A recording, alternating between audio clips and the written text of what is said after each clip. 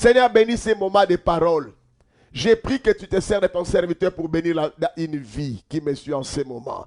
Que tu puisses toucher une destinée.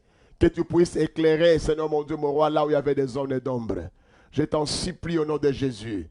Sers-toi de moi, Seigneur, donne des mots, des phrases, l'expression, l'illustration, afin que cela puisse trouver place dans le cœur. Au nom de Jésus. Au nom de Jésus. Amen. Bien-aimés, que Dieu soit loué une fois de plus. Shalom, shalom, que Dieu puisse vous bénir encore davantage. Nous sommes là, dans la présence du Seigneur, dans la série sur toi, sa gloire apparaît. Sur toi, sa gloire apparaît. Mais aujourd'hui, je vais développer ce sous-thème ici.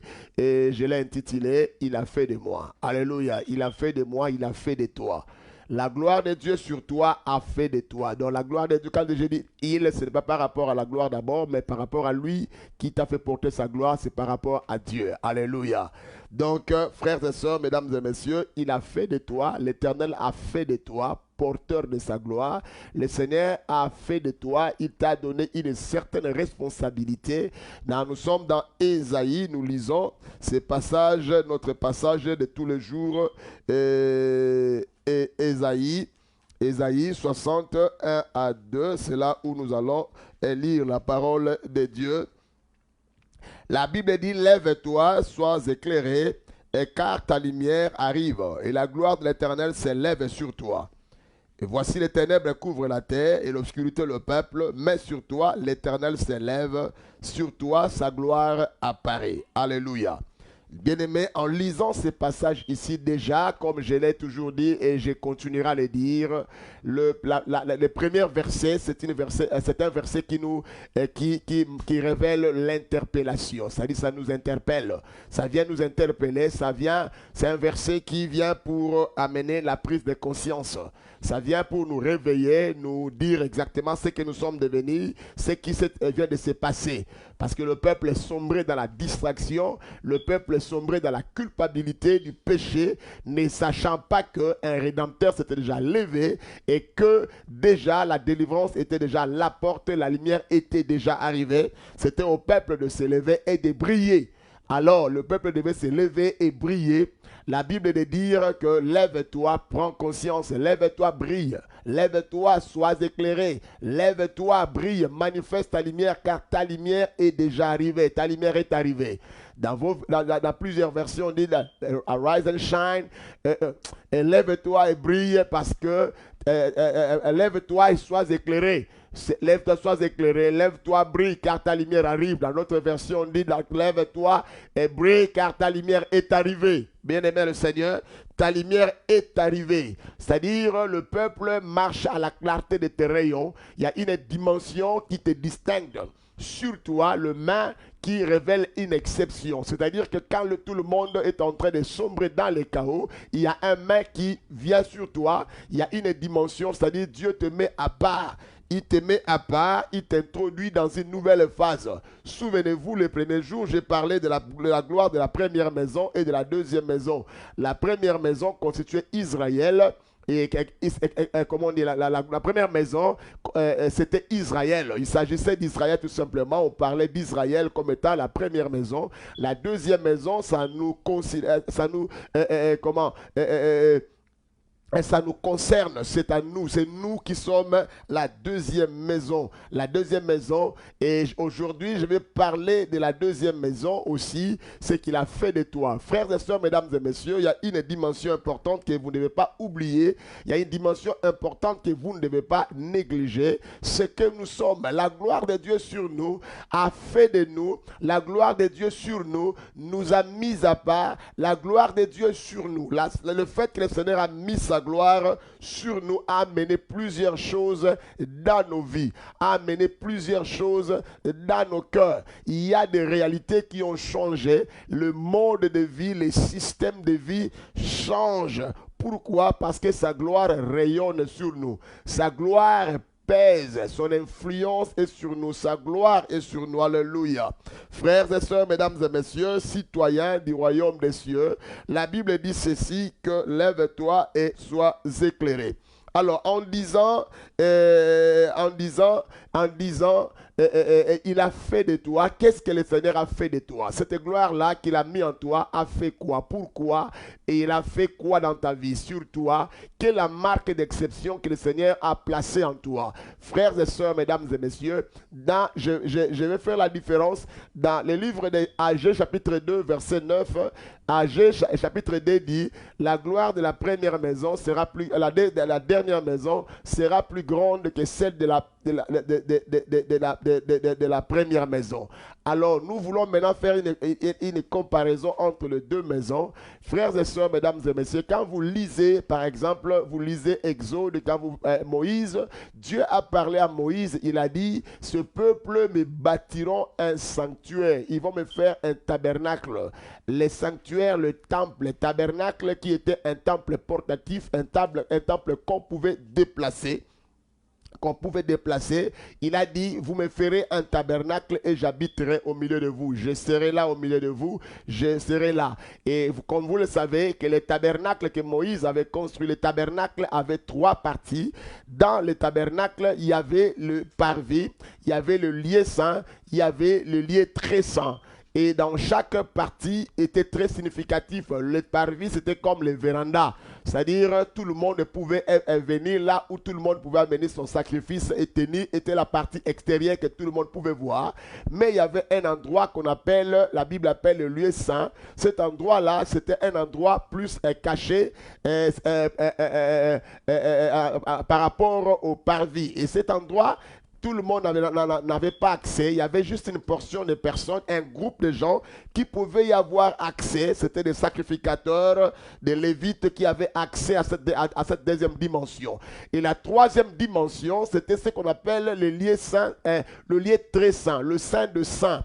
C'est-à-dire le saint de saint ou le lieu très saint. C'était dans cet endroit-là, dans la troisième partie, là, il n'y avait pas de lumière qui éclairait. Dans cette partie, il y avait les tabernacles, comment on appelle ça, l'arche de l'alliance. Il y avait les pains de proposition qui étaient là sur place à l'intérieur. Pourquoi il n'y avait pas une lumière, on n'avait pas mis une lumière? Pourquoi? Parce que c'était la gloire de Dieu qui devait éclairer cet endroit-là. Amen. Et dans cet endroit-là, le parvis, il n'y avait qu'une seule personne qui avait habilité à y avoir accès. Chaque année, une seule fois, il entrait pour plaider la cause du peuple. C'est là où je vais, cet endroit, cet monsieur qui entrait, il s'appelait les souverains sacrificateurs. Et frères, mes et sœurs, c'était un mystère. Tout le monde devait rester en arrière et même les souverains sacrificateurs lui-même pour y avoir accès, on devait mettre la corde, on devait attacher la corde sur sa hanche. On devait attacher la corde sur sa hanche et sur cette corde-là, on mettait des clochettes. C'est-à-dire, sur un côté, dès qu'il entre à l'intérieur là, il ne sort pas, on les tire, donc personne n'avait accès. Donc, on commence à les tirer, c'est-à-dire il est mort. Donc, il pouvait aussi entrer dans ces lieux très saints. La colère de Dieu pouvait aussi, la gloire, la présence de Dieu pouvait aussi les frapper et mourir, s'il n'était pas aussi bien. Frère, c'était la gloire. La gloire, c'était comme ça. Si vous lisez, par exemple, des Chroniques, chapitre 7, le verset 1er jusqu'au verset 2, par exemple, 2, 3, vous allez remarquer, la Bible parle de la construction du temple de Salomon. Quand Salomon avait construit les temples, la Bible déclare que la gloire de Dieu était descendue, la gloire de Dieu. Il y a une différence entre l'ancienne alliance et la nouvelle alliance. Dans la nouvelle alliance, la présence de Dieu était symbolisée par l'arche. L'arche symbolisait la présence du Seigneur. Et cette arche-là habitait la troisième dimension du temple, du tabernacle. Mais dans la nouvelle alliance, maintenant, la Bible déclare, rappelez-vous, Isaïe 59, verset 21, il a dit que maintenant il a créé, il a fait avec nous nous sommes en train d'aller vite, pourquoi? Parce que j'en avais déjà parlé. Et pourquoi? La Bible dit, il a fait de nous, il a traité une nouvelle alliance avec nous. Dans la nouvelle alliance, ça préfigurait déjà ce que Christ allait faire, frère, à la croix.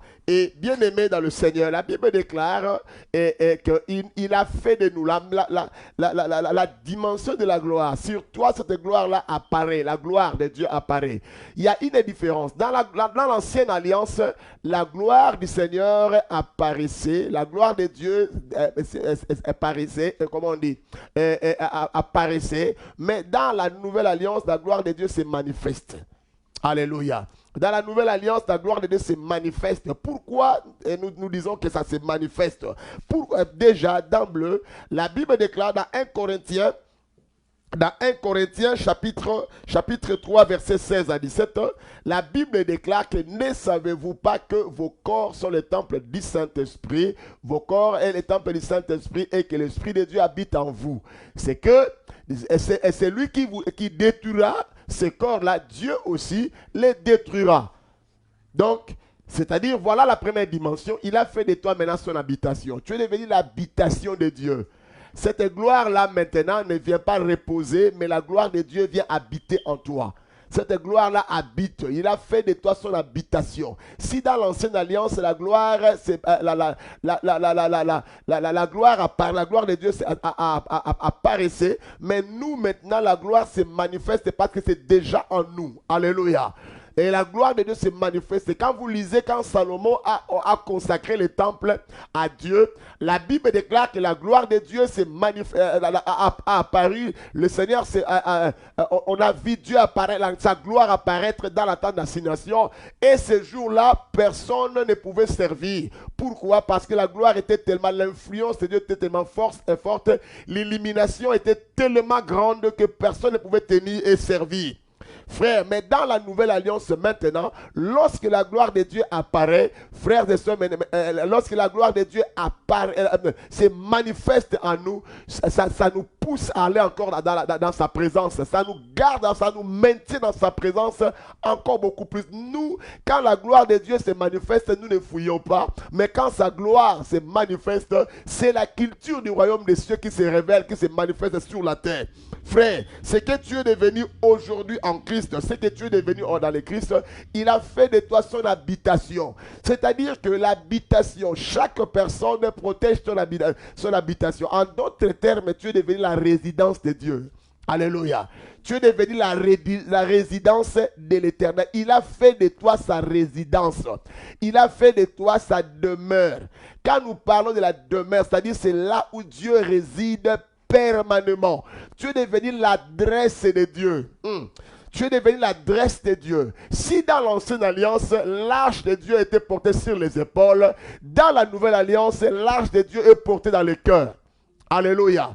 Si dans l'ancienne alliance, l'arche de Dieu, il y avait une catégorie de personnes seulement qui devaient porter l'arche des sacrificateurs, la Bible, Dieu est tellement fidèle, Dieu est tellement bon, Dieu ne se contredit jamais. Pour faire de toi le porteur de l'arche, parce que tu devais appartenir à une certaine tribu pour s'approcher de l'arche. Le Seigneur a changé la même dispensation. Donc vous allez remarquer que je vais parler de cela quand je vais donner le deuxième point. Donc, c'est-à-dire, Dieu a fait de toi son habitation, sa demeure, son adresse. Maman, tel que tu es là, j'aimerais que tu comprennes une chose, c'est que tu es l'adresse de Dieu. Alléluia.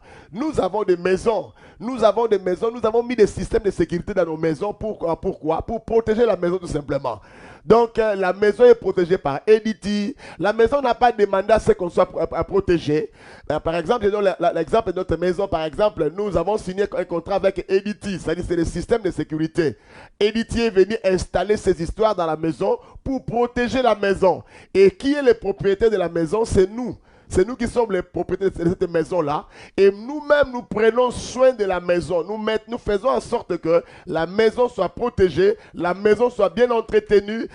Et s'il y a quelque part, il n'y a pas une bonne peinture, on se démarre pour mettre la peinture. C'est-à-dire, nous travaillons sur l'entretien et la maintenance de la maison. Donc, de la même manière aussi, parce que tu es devenu l'habitation de Dieu et que la gloire de Dieu, en d'autres termes, son habitation, l'adresse, la résidence de Dieu, tu es devenu un porteur de la présence de Dieu. Si l'arche, la présence de Dieu était symbolisée par l'arche habitant dans un temple portatif qu'on pouvait déplacer. Et en ce moment ici, les seigneurs, dans le livre des Actes chapitre 17, je crois le verset 24, la Bible dit ceci: Dieu n'habite point dans les maisons construites avec les mains d'hommes. Alléluia. Dieu n'habite qu'une maison construite par lui-même. Alléluia. Donc cette maison que le Seigneur a construite, c'est toi et moi. Nous sommes devenus son habitation. Nous sommes devenus son adresse. N'est-ce pas là un privilège, mon frère, ma soeur? Donc en Christ Jésus, cette gloire-là qu'on voyait de loin, cette gloire-là qui couvrait seulement à un certain moment Moïse, cette gloire-là, le Seigneur a amené ça en nous.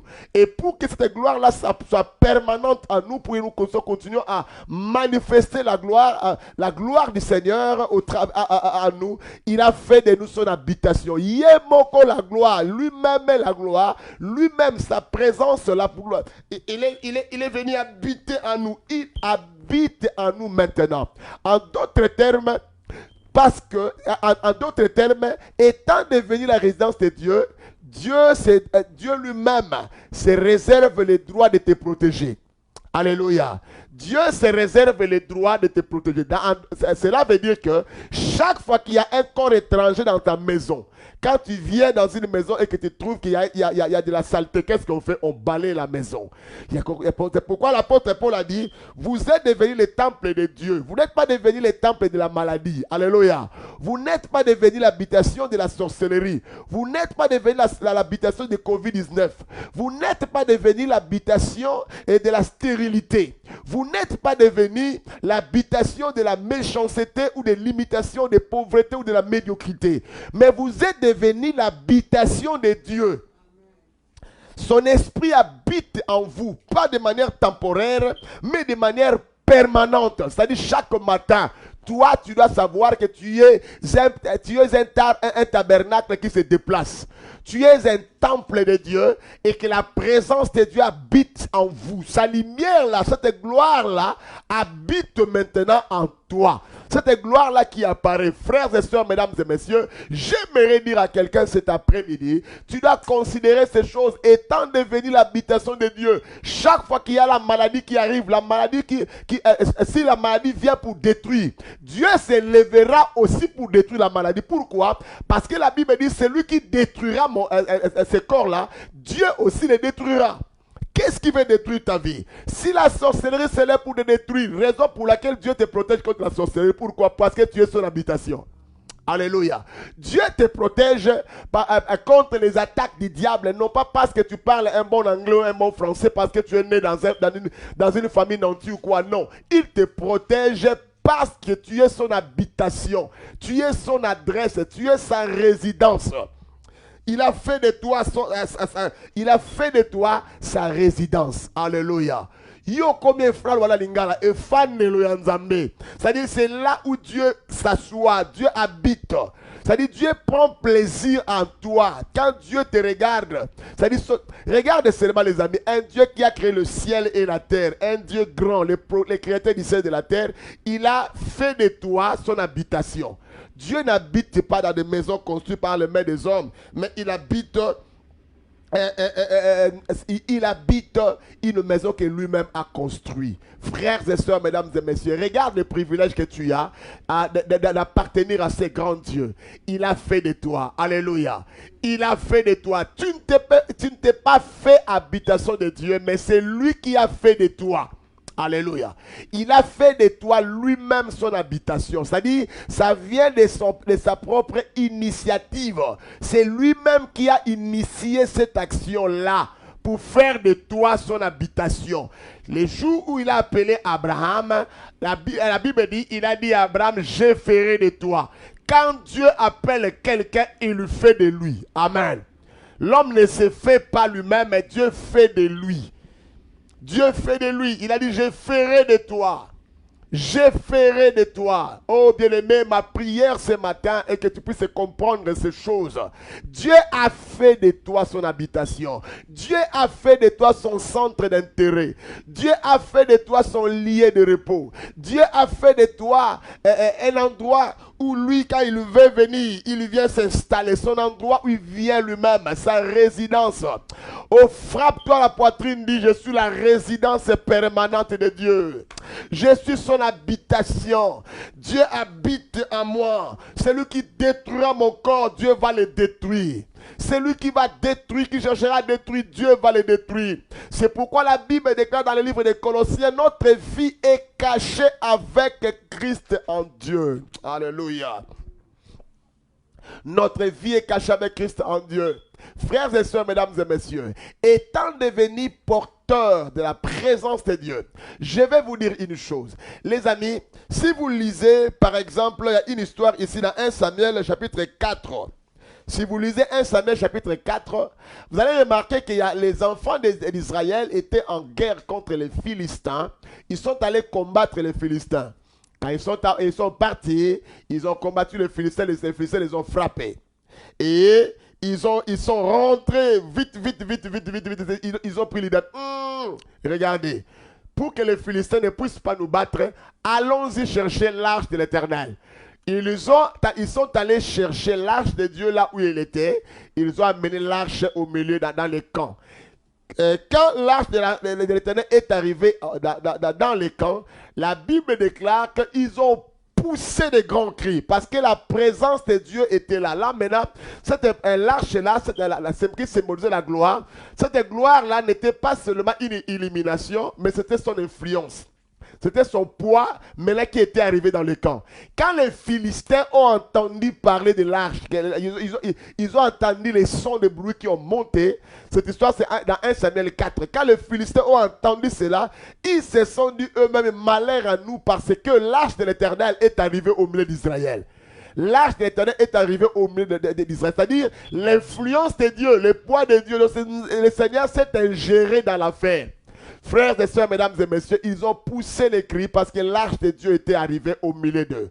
C'est-à-dire que chaque fois que l'arche de l'Éternel, chaque fois que la présence de Dieu arrive dans le champ de bataille, chaque fois que l'arche de l'Éternel arrive, les amis, ça crée la débandade. Ça crée la débandade dans les camps d'ennemis. Normalement, mon frère, ma soeur, étant devenu porteur de l'arche de l'Éternel, étant devenu l'habitation de Dieu, alléluia. C'est-à-dire que ta présence, là où la sorcellerie règne, dès que toi tu mets tes pieds là, il y a la débandade doit entrer dans les cas de l'ennemi. C'est-à-dire que ta présence doit mettre mal à l'aise les sorciers. Si les sorciers, par exemple, sont à l'aise là où toi tu es, vérifie un peu le Seigneur. Parce que tu es une habitation de Dieu. Tu es porteur de la présence de Dieu. La présence de Dieu marche avec toi. Frères et sœurs, mesdames et messieurs, aujourd'hui, je crois que Dieu parle seulement de ce point ici, l'habitation de Dieu. Tu es devenu son habitation. Le Seigneur a fait de toi son habitation.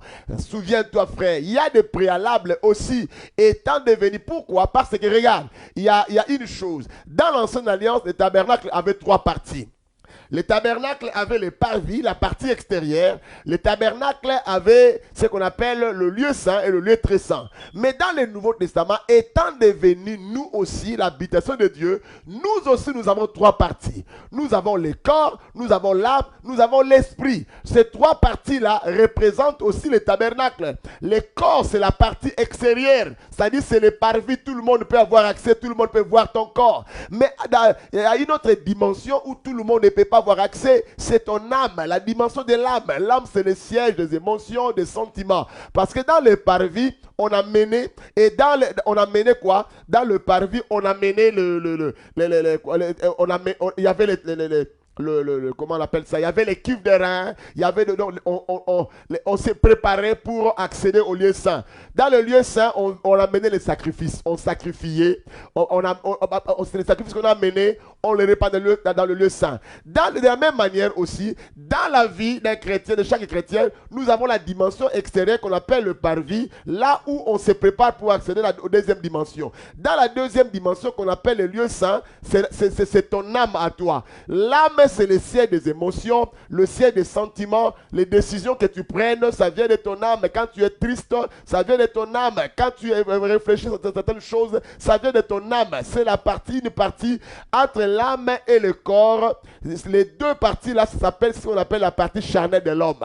Et la troisième dimension qui est en contact, en relation directe avec le Saint-Esprit, où le Saint-Esprit habite, ce n'est pas le Saint-Esprit n'habite pas au niveau dans la partie charnelle, mais il habite dans le niveau spirituel, c'est-à-dire dans ton spirituel, dans ton esprit.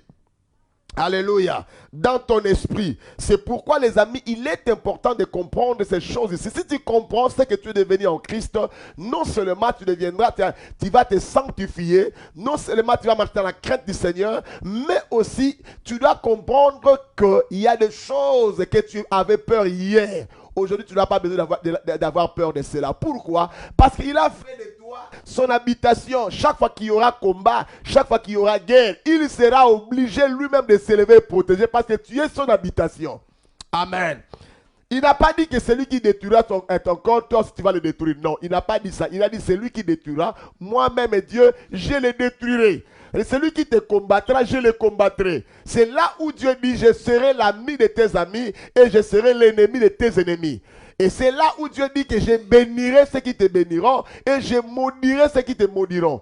C'est pourquoi, les amis, nous ne sommes pas appelés à maudire les gens. Nous ne maudissons pas, mais quiconque entre en guerre, les dieux, les propriétaires de ta maison, les propriétaires de sa maison, les propriétaires de ta propriété, ton propriétaire lui-même s'élèvera pour réagir. Donc je viens prier et je viens dire à quelqu'un cet après-midi, c'est que du moment où toi-même tu es devenu le temple de Dieu, tu es devenu toi-même le porteur de la présence de Dieu et que la gloire de Dieu habite en toi. C'est-à-dire que même tout ce qui est de toi, tout ce qui est de toi, tout ce qui est à toi, tout ce qui est de toi aussi sont devenus sacrés. Même ta maison est devenue sacrée. Regardez. Si quelqu'un a signé un contrat avec l'occultisme, par exemple, il est dans le monde occulte, c'est-à-dire chaque fois quand tu entres dans une maison de l'occultisme et que tu partages ses biens et tu es dans sa chambre et son sanctuaire là, dès que tu entres là, automatiquement tu deviens envoûté. Alléluia. Si tu vas dans la maison d'un féticheur, le fait que tu entres dans la maison d'un féticheur, tu deviens aussi envoûté. Pourquoi? Parce que lui-même, il est l'habitation du diable. Donc son territoire là est consacré automatiquement à l'ennemi. De la même manière aussi, nous qui sommes devenus les porteurs de la présence de Dieu. C'est-à-dire que si tu ne peux pas entrer dans ma maison, envoûter et partir, non. Alléluia. Pourquoi? Parce que le fait que je suis là dans cette maison-là, même tout ce qui est à moi est consacré à Dieu et ça devient automatiquement sacré. Donc si tu viens abuser, tu vas rencontrer les dieux de mon... comment dire? Tu vas rencontrer les dieux avec qui je suis en alliance. Donc c'est pourquoi, les amis, il est important de comprendre ces choses. Tu es protégé le matin, tu es protégé la nuit, tu es protégé quand tu es conscient, tu es protégé quand tu n'es pas conscient. C'est pourquoi la Bible dit, aucun malheur ne t'arrivera, aucun fléau ne s'approchera de ta maison. Pourquoi? Parce que tu es devenu l'habitation de Dieu. Alléluia. Aucun malheur ne t'arrivera, aucun fléau ne s'approchera de toi. La Bible dit que 1000 tombent à ton côté, 10 000 à ta droite, et tu ne seras pas atteint. Pourquoi? Parce que tu es différent. Ce qui te fait différent, parce que la gloire de Dieu habite en toi, et cette gloire-là te couvre.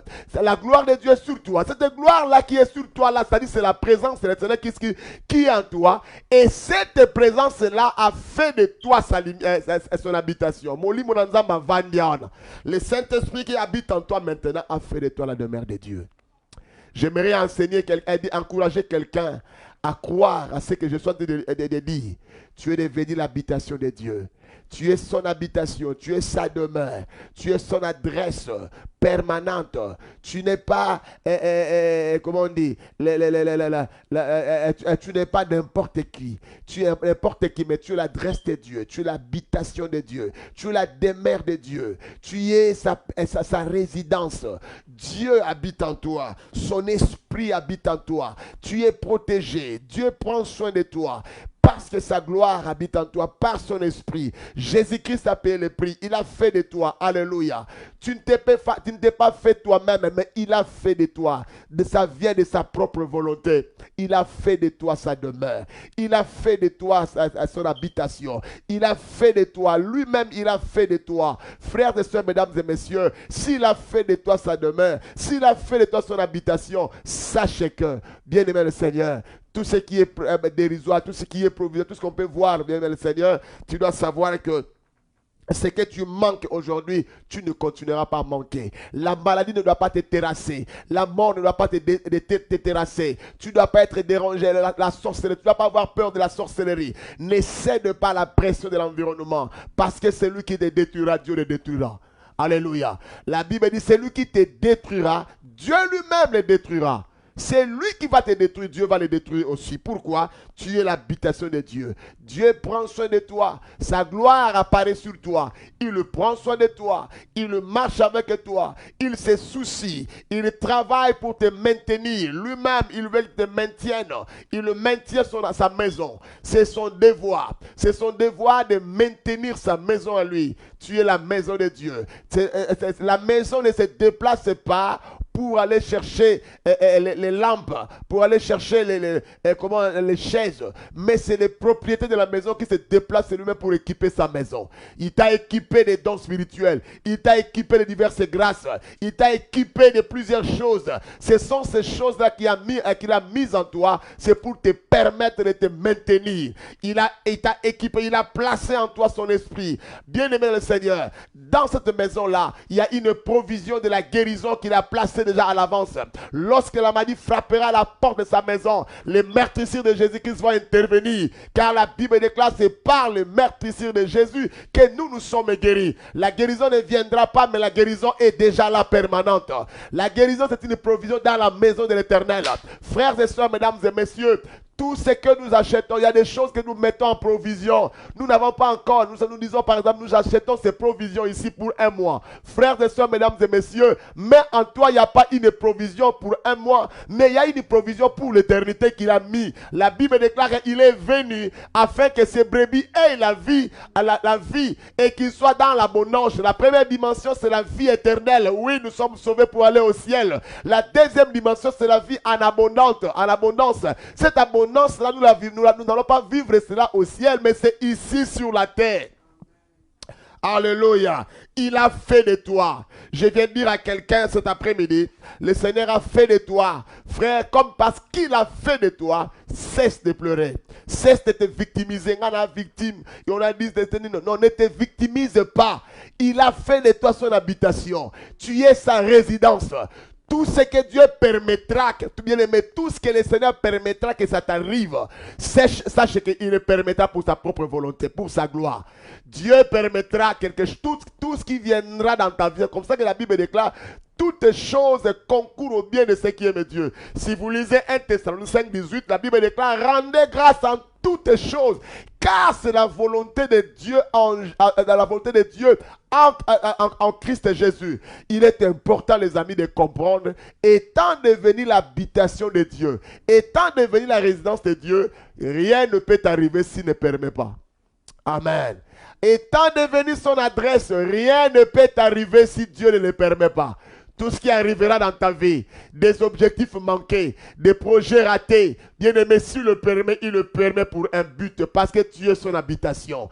De la même manière, on s'investit pour avoir sa maison. De la même manière aussi, Dieu s'est investi pour t'avoir. Il a donné son Fils. Sa gloire est sur toi. Sa gloire apparaît sur toi. De la même manière aussi, bien aimé le Seigneur, on protège nos maisons. Dieu te protège aussi. De la même manière, l'homme, après avoir investi pour avoir une maison, avoir quelque chose, il ne cherche pas, il ne travaille pas pour sa perte.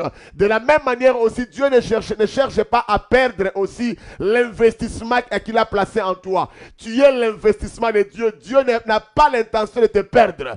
Dieu n'a pas l'intention de te perdre parce que tu es son investissement. Personne ne peut investir avec l'intention de le perdre. Alléluia. Tu es l'habitation de Dieu. La guérison, c'est ton partage. La délivrance, c'est ton partage. Le succès, c'est ton partage. La faveur, c'est ton partage. La prospérité, c'est ton partage. La bonne santé, c'est ton partage. Parce que tu es l'habitation de Dieu. Alléluia. Je vais prier pour finir, finir ici, bien-aimé le Seigneur. Tu es devenu l'habitation de Dieu. Il a fait de toi. Le premier point, il a fait de toi son habitation. Il a fait de toi sa résidence. Père, j'ai pris maintenant au nom de Jésus. Pendant que j'ai pris, dis merci au Seigneur parce qu'il a fait de toi. Dis Seigneur, merci de faire de moi ta résidence. Merci de faire de moi ton habitation. Merci de faire de moi, Seigneur. Dis à Dieu merci. Bénis Dieu. Alléluia. Tu as fait de moi ton investissement. Tu t'es investi pour m'avoir. Alléluia. Alléluia. Rabaska brochede. Père, merci. Merci de faire de nous ton habitation. Merci pour l'investissement. Tu t'es investi en nous, Seigneur. Nous voulons te dire merci. Nous voulons te glorifier, Seigneur. Nous voulons te rendre de multiples actions de grâce. Nous te prions pour, Seigneur mon Dieu, chacun de nous, Seigneur, ici présent. Aide-nous à être conscients de ce que nous sommes devenus en Christ. Aide-nous, éternel mon Dieu, mon roi, de rester conscients de ce que tu as fait de nous. Tu as fait de nous aujourd'hui, tu as dit que tu as fait de nous ton habitation. Tu as fait de nous ta demeure. Tu as fait de nous ton adresse permanente. Je viens prier maintenant pour demander la faveur, pour demander ta main, pour demander ta puissance, éternel mon Dieu. Je prie que ta grâce repose sur ce peuple qui me suit, qui m'a suivi en ces moments. Que tu le bénisses, éternel mon Dieu. Que tu l'aides à marcher dans la victoire. Je prie et je proclame que ce week-end soit un week-end béni. Que tous ceux qui sont malades, qui ont des problèmes, qui ont des petits soucis, Seigneur, étant devenu ton habitation, je prie, éternel mon Dieu, mon roi, que tu étendes de ta main. Au nom de Jésus, que la mort s'éloigne, que des maladies démoniaques s'éloignent, que tu nous gardes fidèles à toi, que tu nous soutiennes. Nous te faisons confiance. Tu es le Dieu béni et tu ne changes pas. Merci Seigneur, au-delà de ce que nous avons dit et ce que nous n'avons pas dit, Seigneur, j'ai pris que le Saint-Esprit amène une lumière dans les cœurs. Au nom puissant de Jésus de Nazareth, j'ai ainsi prié. Que vos familles soient bénies. Que vos maisons soient bénies. Que tout ce qui est à vous soit béni. Au nom de Jésus. Que ce week-end soit un succès. Que le bonheur et la grâce vous accompagnent. Montez et ne descendez pas. Gagnez et ne perdez pas. Au nom de Jésus-Christ de Nazareth, j'ai ainsi prié. Amen, amen, amen. Frères et sœurs, merci d'avoir suivi ces programmes ici de 12 heures live. Nous allons nous retrouver la semaine prochaine aussi, live. Et déjà demain, nous vous annonçons que demain déjà nous allons avoir notre culte d'ensemble après le confinement, après le lockdown. Donc nous allons maintenant voir notre culte d'ensemble. Donc vive la communion fraternelle. Nous allons nous retrouver ensemble dans la présence de l'Éternel. Dans la présence du Seigneur à l'église. Donc voici notre adresse d'église. Vous avez notre adresse là qui est sur vos écrans. Si vous pouvez, la sœur Happiness met aussi l'adresse de l'église qui va circuler. Vous allez voir sur vos écrans là. C'est pour vous dire que le Seigneur est avec nous. Nous allons nous retrouver demain. La gloire de Dieu sera présente, la gloire de Dieu sera manifeste. J'ai pris que sa puissance puisse se manifester encore davantage. Donc voilà les amis, donc on se retrouve demain à 15h30. On se retrouve demain à 15h30. Demain à 15h30 à l'église. Dieu nous fera énormément du bien. Nous allons passer un moment, nous allons louer le Seigneur, nous allons prier le Seigneur, nous allons adorer le Seigneur. Dieu va nous faire du bien. Merci beaucoup. Et nous serons aussi live pour ceux-là qui sont loin. Nous serons live pour ceux-là qui n'auront pas les moyens de venir à l'église. Et à cause de certaines contraintes, nous serons toujours live direct Facebook à partir de 15h30 déjà. Nous allons lancer live probablement à 16h. Donc Dieu soit loué. Et à 15h30, on commence les cultes. Que Dieu vous bénisse. Je prie que ce week-end soit un week-end béni. Amen.